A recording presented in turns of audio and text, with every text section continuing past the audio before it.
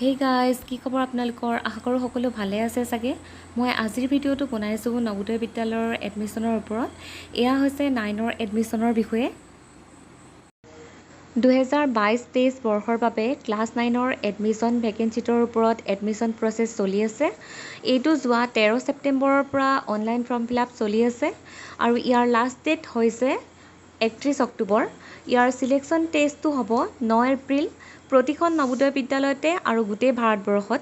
ইয়াৰ বাবে কেণ্ডিডেটজন 2021-22 বৰ্ষৰ ক্লাছ 8ত পঢ়ি থকা হ'ব লাগিব।